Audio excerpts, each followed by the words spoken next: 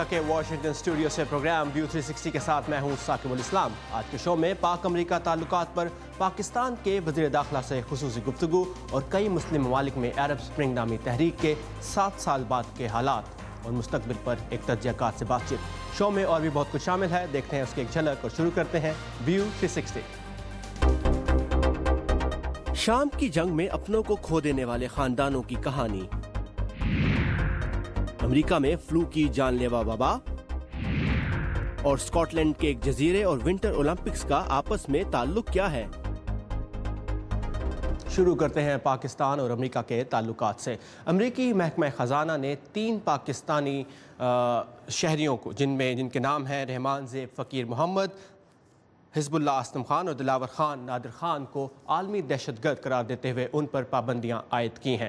دوسری جانب امریکی ایوان نمائندگان میں پاکستان کی غیر فوجی امداد کو ختم کرنے پر ایک بل بھی پیش کیا گیا ہے، اور موجودہ حالات میں پاک امریکہ تعلقات کس سمت میں جا رہے ہیں، اس موضوع پر واشنگٹن میں بحث جاری ہے، اور پاکستان کے وزیر داخلہ بھی ان دنوں واشنگٹن میں ہیں، جہاں وہ اعلیٰ امریکی عہدیداروں اور اہم سیاسی شخصیات سے ملاقاتیں کر رہے ہیں۔ ندیم یعقوب نے واشنگٹن میں وزیر داخلہ احسن اقبال سے بات چیت کی۔ ندیم، پاک امریکہ تعلقات میں امریکی امداد کے کردار کے بارے میں احسن اقبال کا کیا کہنا تھا؟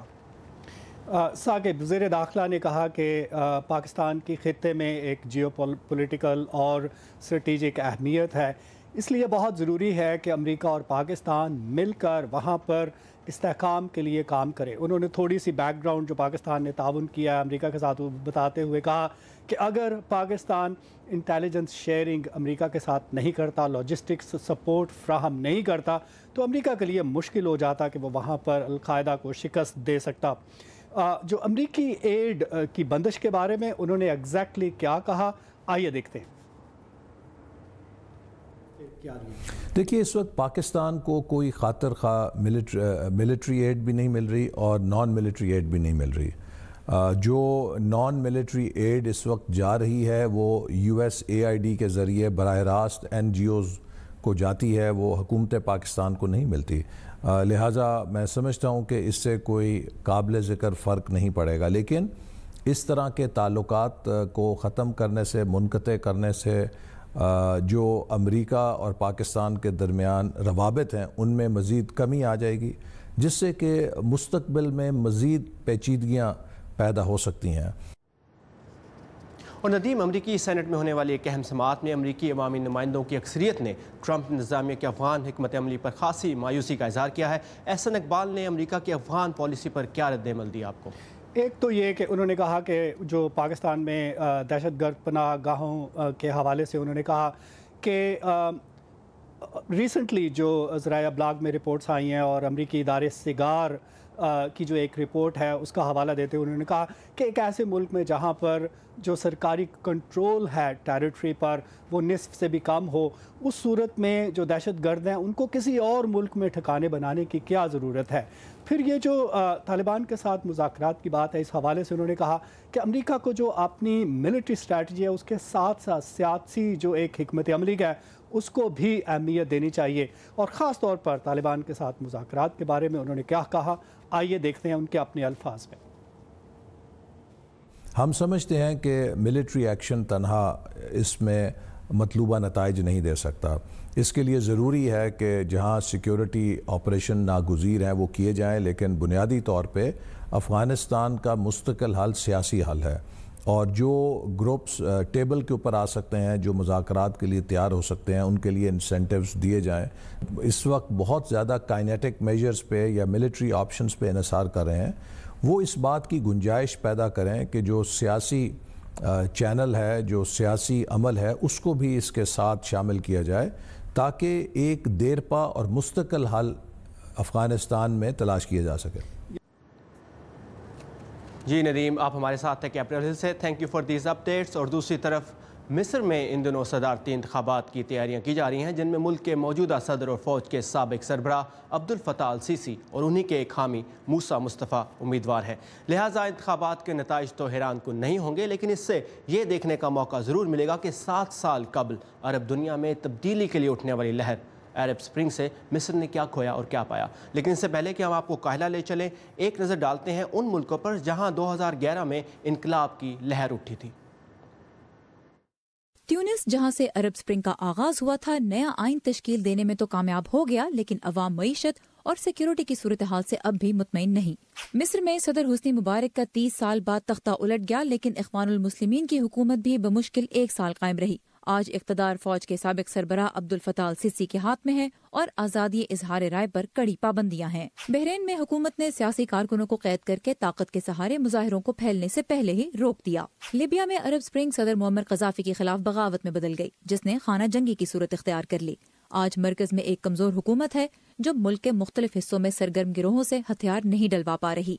अरब स्प्रिंग के बदतरीन नताइज शाम में नजर आए, जहाँ खाना जंगी में आलमी ताकतें भी शामिल हो गईं और दाइश ने अपनी नाम निहाद खिलाफत भी कायम कर ली।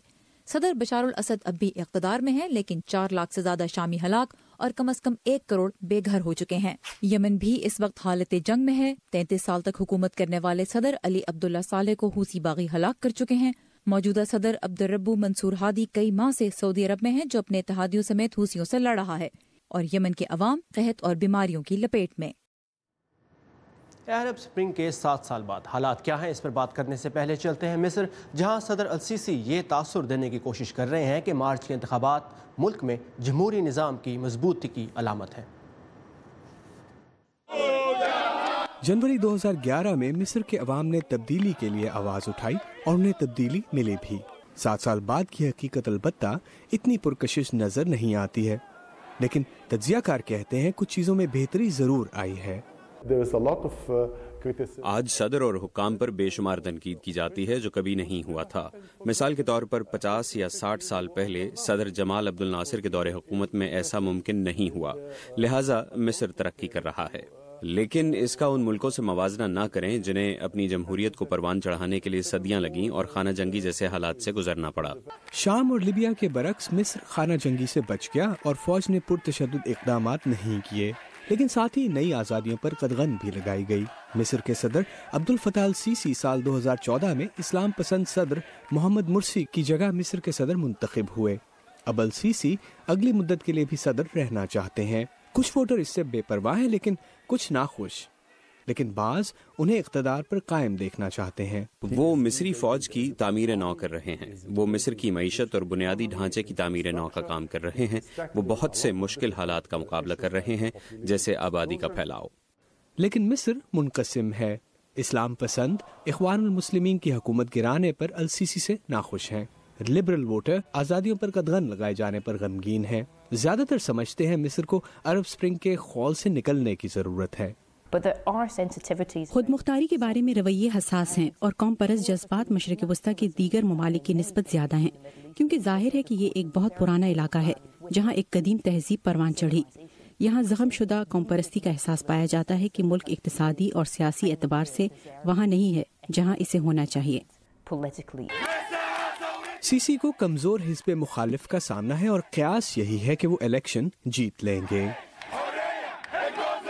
मौजूदा हुकूमत अल सीसी के दोबारा इंतखाब को यकीनी बनाना चाहती है, लेकिन उन्हें ऐसी आवाम का भी सामना है जो मिस्र में जमहूरियत के हक में है।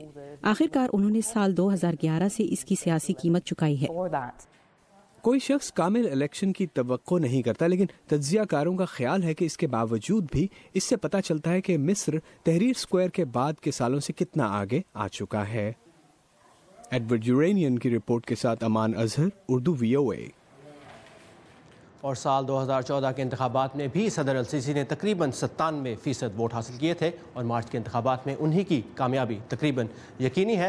तो अरब स्प्रिंग के बारे में मज़ीद बात करेंगे स्टेट यूनिवर्सिटी ऑफ न्यूयॉर्क के सुनी कॉलेज एट बफलो में इस्लामिक स्टडीज़ और हिस्ट्री के प्रोफेसर फिज़ान हक से। प्रोफेसर फिज़ान, आप हमारे साथ हैं, वेलकम टू व्यू 360। जी, मैं आपके साथ हूँ। सबसे पहले मैं पूछना चाहूँगा कि अरब स्प्रिंग से अरब दुनिया में जो तब्दीलियाँ आई, क्या उन्हें पायदार और मस्बत कहा जा सकता है? बहुत शुक्रिया साकिब। एक्चुअली ये इतनी तब्दीलियाँ ये पायदार तो नहीं होंगी, लेकिन इसको as a beginning of N and जिसको कहते हैं कि एक चीज़ ख़त्म होने वाली है और उसका शुरू हो चुका है, और ये ख़ात्मा है आमरीत का, बादशाहत का और इस किस्म की सोच का। तो लोगों में अवेयरनेस आ गई है। अब ये सिर्फ जिसको कहते हैं ना, it's a matter of time, ये बस वक्त की बात है। वक्त गुजरेगा तो चीज़ें बहुत तेज़ी से बदल जाएंगी। आपने कहा कि अमरीत का एक ये रद्दअमल था और बादशाहत के तर्ज़ हुकूमत से नौजवान नस्ल की बेजारी भी, तो क्या मगरबी निज़ाम जमहूरियत इन मुल्कों के अवाम में पाई जाने वाली इस बेचैनी का हल है? جی، وہ علامہ اقبال کا شعر ہے کہ اپنی ملت پر گمان اقوام مغرب سے نہ کر، خاص ہے ترکیب میں قوم رسول ہاشمی. تو جو وہاں کی ثقافت ہے، وہاں کا جو کلچر ہے،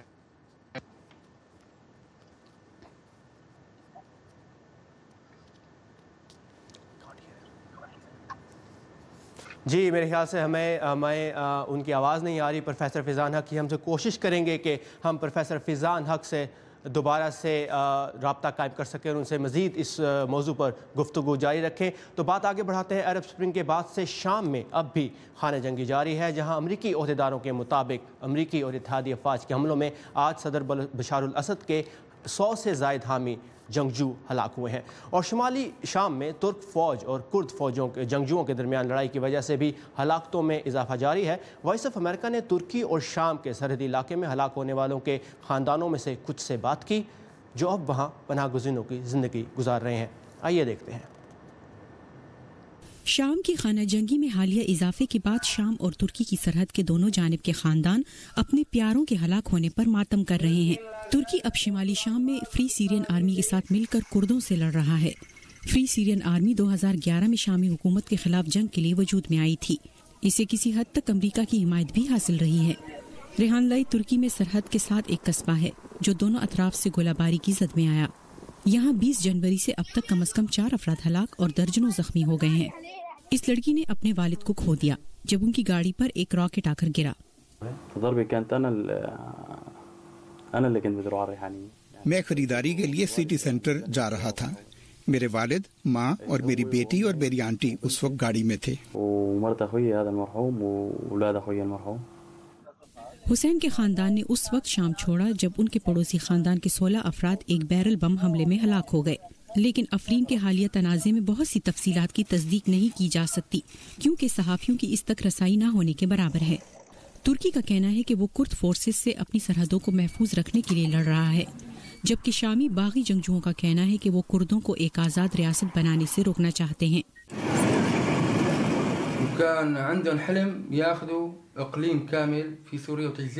وہ شام میں اپنا ایک الگ ملک بنانے کا خواب دیکھ رہے ہیں جو ناممکن ہے. شامی انقلابی نقطہ نظر سے یہ ناممکن ہے کہ شام کو تقسیم کیا جائے.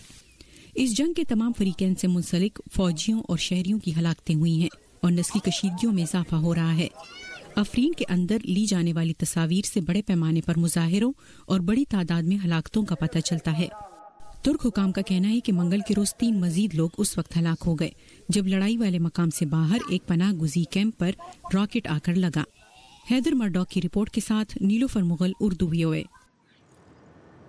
جی ہم واپس پروفیسر فیضان کے پاس جائیں گے. Professor Faizan, welcome back to view 360. ہم بات کر رہے تھے عرب سپرنگ کی، اور اگر ہم بات کریں ان ملکوں کے حالات کی تو کیا ان میں سے کسی بھی ملک کے حالات کا موازنہ اس وقت پاکستان کے حالات سے کیا جا سکتا ہے؟ جی، کسی حد تک کیا جا سکتا ہے. وہ اس طرح کہ پاکستان میں بھی جو ایک ون مین شو جو ہمارا ایگزسٹ کرتا ہے پیپلز پارٹی میں، پاکستان مسلم لیگ نون میں یا PTI میں، ہر جگہ پر، تو اس کے خلاف بھی ایک مہم جو ہے وہ شروع ہو چکی ہے. کیونکہ لوگ یہ سمجھ رہے ہیں کہ رہنما جو ہیں وہ ہر لیول پہ ہونے چاہیے اور ہر لیول پہ لوگوں کی اظہار رائے اور ان کی ایسپائریشنز کا خیال رکھنا چاہیے. لیکن میں اس بات سے یہ بات کہوں گا کہ پاکستان کی عوام جو ہیں وہ مصر یا اور لوگوں کی عوام سے زیادہ اویئر ہیں، پولیٹیکلی ایکٹیو ہیں اور زیادہ آزادی سے اپنا اظہار رائے کرتی ہیں. اس لیے کہ پاکستان میں جمہوریت کی تاریخ جو ہے وہ زیادہ گہری ہے اور جمہوری سلسلے جو ہیں وہ پاکستان کی تحریک پاکستان سے لے کر اب تک جو ہیں کسی نہ کسی صورت میں جاری ہیں. اس لیے جو پاکستان کا کیمیائی تاثر ہے وہ علیحدہ ہے، اس کی انڈرسٹینڈنگ مختلف ہے. بالکل professor Faizan, thank you so much for your time and insight and will talk to you again on this. Pakistan میں دنیا بھر سے تازہ ترین خبروں اور اہم ویڈیو رپورٹس کے لیے آئیے ہماری ویب سائٹ urduvoa.com پر، جہاں پاکستان میں طالب علم مشال خان قتل کیس کے فیصلے پر آنے والے رد عمل کے بارے میں ایک خصوصی ویڈیو رپورٹ آپ دیکھ سکتے ہیں.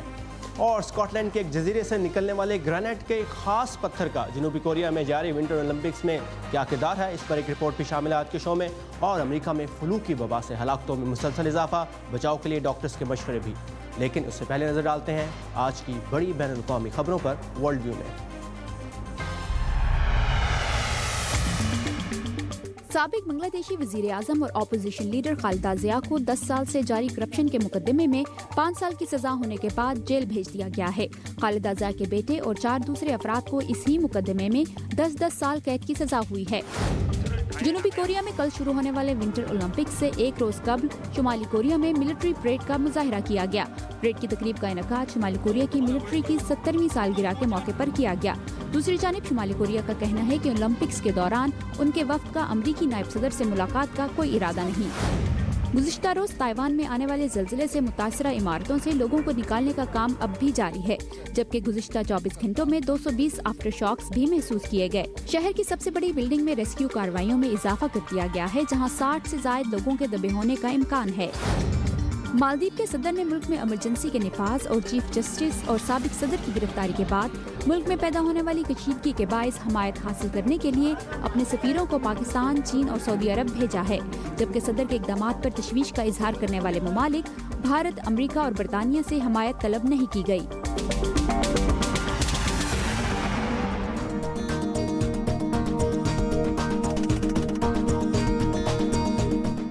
حالیہ موسم سرما میں امریکیوں کو فلو کی جس وبا کا سامنا ہے وہ ماہرین کے مطابق کئی سالوں میں شدید ترین نوعیت کی ہے، جس سے اب تک کم از کم 53 بچوں کی ہلاکت ہو چکی ہے، جبکہ مرنے والے بڑی عمر کے افراد کی تعداد اس کے علاوہ ہے۔ امریکی اس وبا کا سامنا کیسے کر رہے ہیں غور سے دیکھیے، کیونکہ فلو کسی کو بھی کہیں بھی ہو سکتا ہے۔ یہ مناظر امریکی شہر شکاگو سے 27 کلومیٹر پر واقع کومریک ایلیمنٹری اسکول کے ہیں، جب اسکول انتظامیہ نے اسے پورے ہفتے کے لیے بند کر دیا تھا۔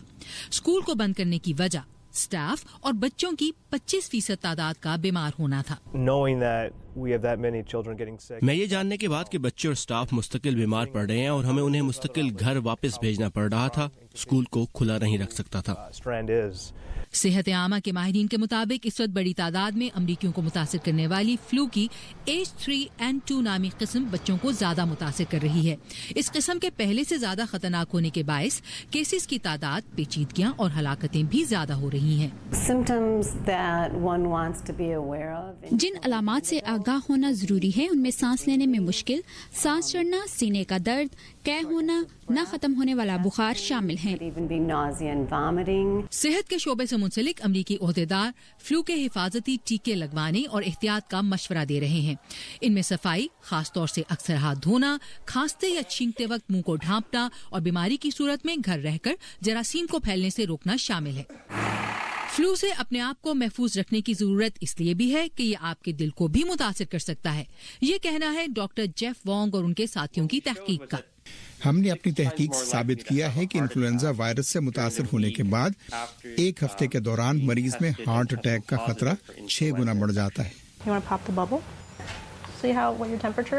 جہاں اس غیر معمولی خطرناک فلو سیزن میں لوگوں کو اس سے محفوظ رکھنے کے لیے غیر معمولی اقدامات کیے جا رہے ہیں، وہیں کنزا نامی کمپنی کا تیار کردہ ایک سمارٹ تھرمامیٹر بھی اس وقت 5 لاکھ امریکی گھروں میں زیر استعمال ہے۔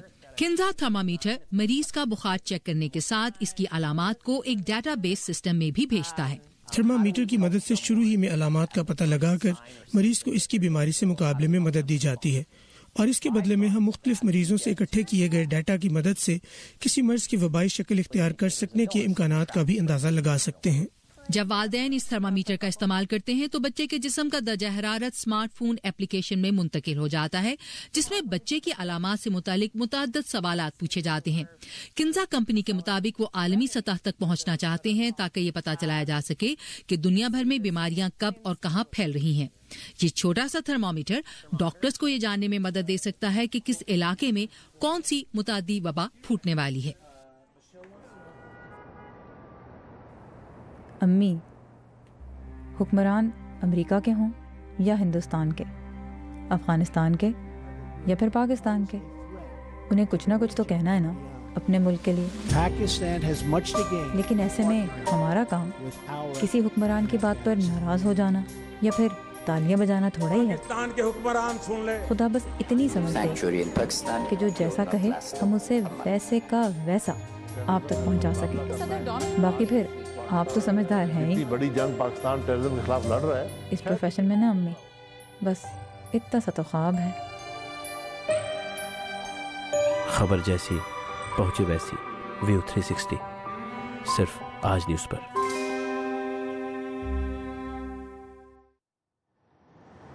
جنوبی کوریا کے شہر پیانگ چنگ میں سرمائی اولمپکس کی افتتاحی تقریب تو کل ہوگی، لیکن کرلنگ نامی ایک کھیل کے مقابلوں کا آغاز آج سے ہو گیا ہے، جس کے پہلے مقابلے میں پہلی مرتبہ حصہ لینے والی روسی ٹیم کو امریکی ٹیم نے ہرا دیا۔ اور اس انوکھے کھیل کے بارے میں کچھ مزید انٹرسٹنگ تفصیلات دیکھتے ہیں اس رپورٹ میں۔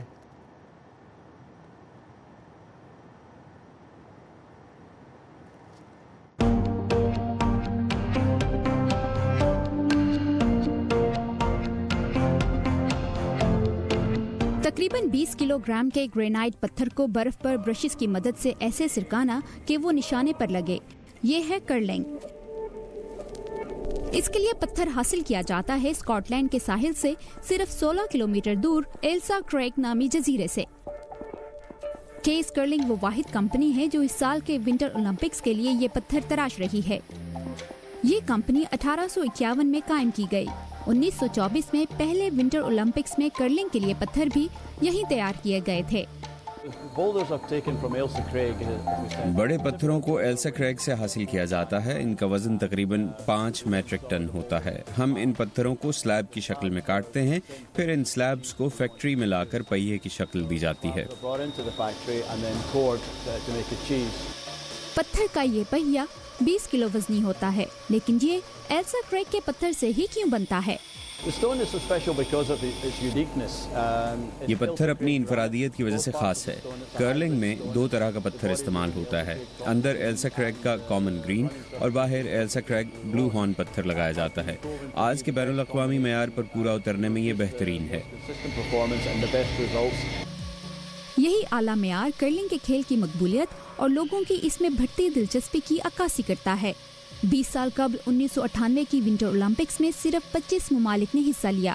آج افغانستان اور میکسیکو سمیت 60 ممالک ان مقابلوں میں حصہ لے رہے ہیں۔ یہ کھیل واضح طور پر دنیا بھر میں مقبول ہو رہا ہے، جو ہمارے کاروبار کے لیے اچھا ہے، ہمارے لیے اچھا ہے اور کھیل کے لیے بھی اچھا ہے۔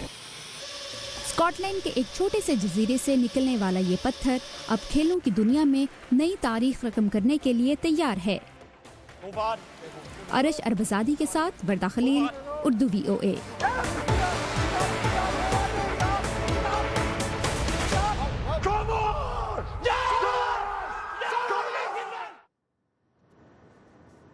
اور اس انٹرسٹنگ رپورٹ کے ساتھ یہ تھا آج کا ویو 360۔ ہم سے رابطے کے لیے آئیے facebook.com/VOA اردو کے پیج پر، اور ہمارا ٹویٹر ہینڈل ہے @UrduVOA۔ ثاقب الاسلام کو اجازت دیجیے۔ Have a nice evening.